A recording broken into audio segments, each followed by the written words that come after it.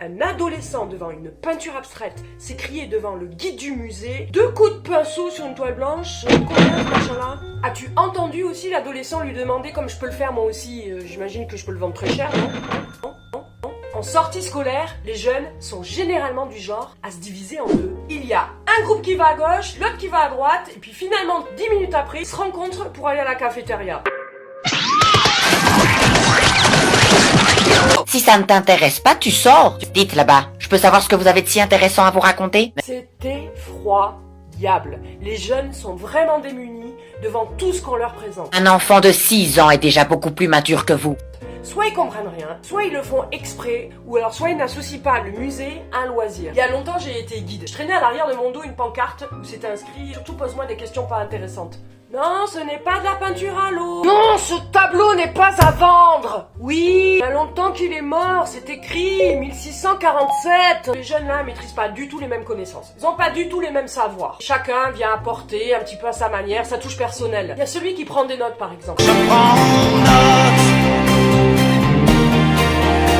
Je n'écris que des choses éternelles. Je prends note. Ça, celui-là, c'est mon préféré.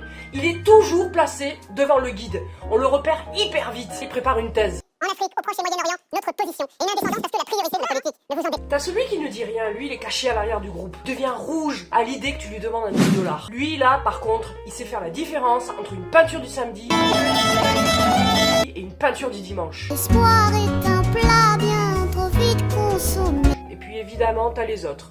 Ça va s'arranger.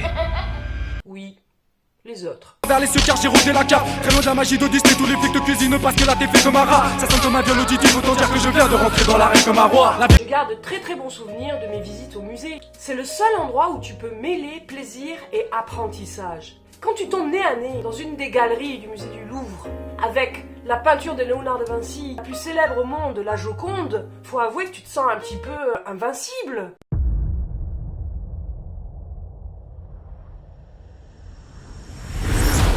Elle est vraiment fascinante, Mona Lisa. J'ai même essayé d'imaginer ce qu'elle pouvait faire si le musée fermait.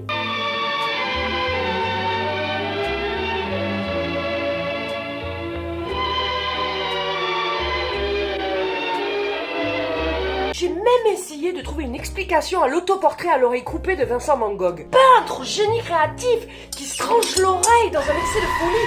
Mais c'est atroce! Ça m'a pris 2 ans pour assembler des écrits là-dessus. Je voulais comprendre pourquoi cette oreille coupée. J'ai tellement travaillé que j'ai fini par réussir à trouver cette énigme de cette oreille coupée. J'ai même été interviewé par une télévision hollandaise. Schrijft. Dat moeten we voorkomen. Die bevolkingstoename is er. We willen voorkomen dat mensen hier naartoe komen. Het zijn ook nog eens kansarme immigranten. De enige manier om dat te doen, is ervoor te zorgen dat ze niet op die bootjes stappen.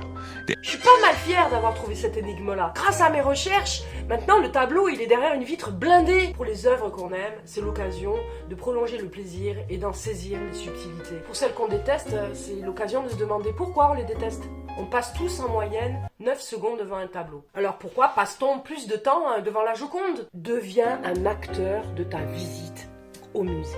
Approprie-toi le lieu. Tu te tais. Enrichis-toi au contact des œuvres. Tu te tais. Questionne-toi. Tu te tais. Et Dieu te le rendra. On débute quoi, comme on pourrait dire. Et ça ne sert à rien de souffler, hein.